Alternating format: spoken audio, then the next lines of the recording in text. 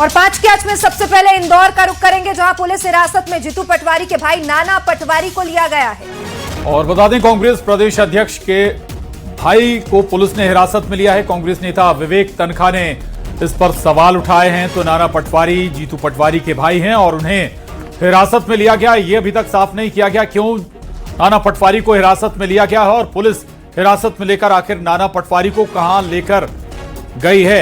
इस पर सियासी सवाल भी उठ रहे हैं। विवेक तनखा ने भी इस पर सवाल उठाए हैं। आखिर कैसे नाना पटवारी को पुलिस अपने साथ ले गई बगैर कोई ऑफेंस की जानकारी दिए बिना कैसे आखिर पुलिस किसी को अपने साथ ले जा सकती है।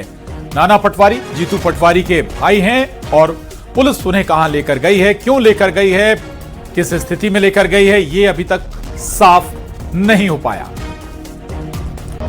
तो मध्य प्रदेश कांग्रेस में हलचल तेज हो गई है और कांग्रेस का आरोप है कि सरकार के प्रेशर में पुलिस काम कर रही है। पुलिस नाना पटवारी को बिना किसी इंफॉर्मेशन के ही हिरासत में ले गई है। कहां लेकर गई है, किस बात को लेकर पूछताछ की जा रही है, इसकी जानकारी नहीं है।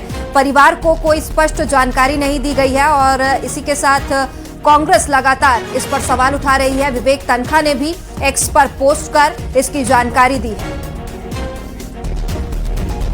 और मिथिलेश गुप्ता न्यूज़ 18 संवाददाता हमारे साथ जुड़ गए। मिथिलेश, ये बात ठीक है कि बगैर कोई कारण बताए, ऑफेंस बताए, आखिर कहां ले गई पुलिस नाना पटवारी को?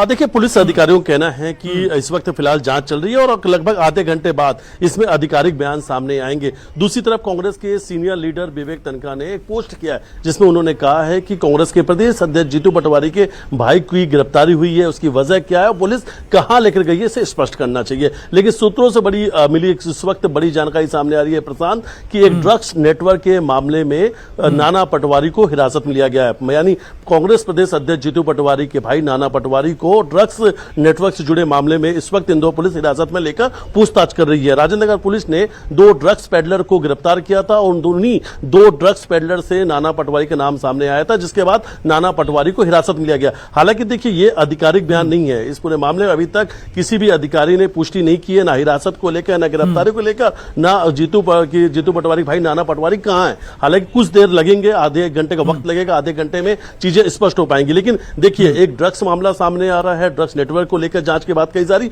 दूसरा एक खुशी कूलवाल, लगभग 7 से 8 साल पुराना ये खुदकुशी का मामला सामने आया था और उसी खुदकुशी के मामले में नाना पटवारी का नाम भी कहीं ना कहीं उस केस में सामने आया था। इंदौर पुलिस जब इस पूरे मामले की जांच पड़ताल कर रही थी 2025 में नाना पटवारी का नाम भी उस केस से जुड़ा हुआ था। उसके बाद कहीं ना कहीं इस पूरे केस को खुशी कूलवाल और दूसरा जो 2 ड्रग्स पेडलर गिरफ्तार हुए उनसे जो पूछताछ में नाना पटवारी का नाम सामने आया था, इन्हीं 2 चीजों को लेकर ये बात सामने आ रही है कि शायद यही वो 2 ठीक है। ये सारे मामले अपनी जगह हो सकते हैं, इनके आरोप भी जो आप बता रहे हैं ये भी सच्चाई इसमें हो सकती है, लेकिन जो तरीका है वो कहीं से भी जायज नजर नहीं आता है। इस अंदाज में उठा लेना कि आपने कि आप किसी का अपहरण ही कर ले जाएं, पता नहीं कहां ले गए, कैसे ले गए। बिल्कुल बिल्कुल, और सवाल यही है। और फिलहाल देखिए, लेकिन इस वक्त हम कांग्रेस प्रदेश अध्यक्ष जीतू पटवारी घर पे मौजूद हैं। तमाम नेताओं का जमावड़ा लग चुका है, समर्थक कार्यकर्ता इस वक्त कांग्रेस के प्रदेश अध्यक्ष जीतू पटवारी के घर पर घर पे पहुंच रहे हैं। तमाम जो चाहे मध्य प्रदेश की सियासत से जुड़े या केंद्र सरकार चाहे केंद्र की कांग्रेस की सियासत से जुड़े हुए लोग हैं, सभी लोगों से पीसीसी चीफ की बातचीत चल रही है। एक लॉयर भी यहाँ पर मौजूद एडवोकेट हैं, उनसे सीधे बातचीत करते हैं। जीतू पटवारी के भाई नाना पटवारी को हिरासत में लिया गया, ये जानकारी सामने आई है। तमाम रिएक्शन भी सामने आ रहे हैं।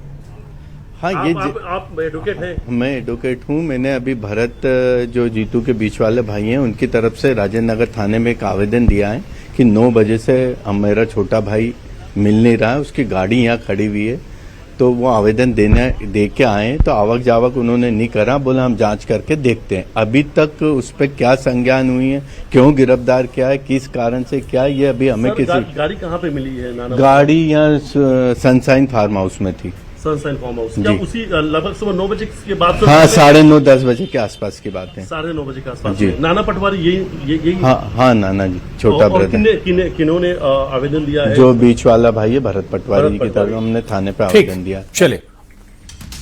और दतिया विधानसभा उपचुनाव को लेकर मध्य प्रदेश में सियासी पारा चढ़ गया है। टिकट वितरण और जीत के दावों को लेकर कांग्रेस और बीजेपी के बीच जुबानी जंग तेज हो गई है। बीजेपी से नरोत्तम मिश्रा ने नामांकन फॉर्म खरीदकर उन्होंने अपनी दावेदारी पेश कर दी है। उधर कांग्रेस में भी मंथन जारी है। कांग्रेस प्रदेश अध्यक्ष जीतू पटवारी ने बड़ा दावा किया है कि आज दतिया के लिए कांग्रेस उम्मीदवार की तस्वीर साफ हो जाएगी। पटवारी ने कहा, दतिया की जनता पीड़ित है और वहां कांग्रेस 100% चुनाव जीतेगी। वहीं जीतू पटवारी के इस दावे पर कैबिनेट मंत्री विश्वास सारंग ने करारा पलटवार किया है।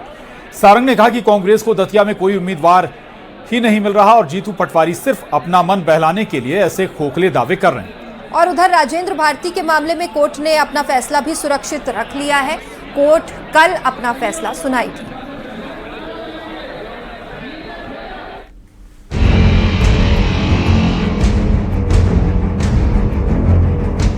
दतिया विधानसभा उपचुनाव को लेकर मध्य प्रदेश में सियासी पारा चढ़ गया है। टिकट वितरण और जीत के दावों को लेकर कांग्रेस और बीजेपी के बीच जुबानी जंग तेज हो गई है। दरअसल बीजेपी की ओर से पूर्व गृह मंत्री नरोत्तम मिश्रा ने नामांकन फॉर्म खरीदकर अपनी दावेदारी को मजबूत कर दिया। वहीं कांग्रेस में टिकट के लिए दावेदारों की संख्या बढ़ती नजर आ रही है।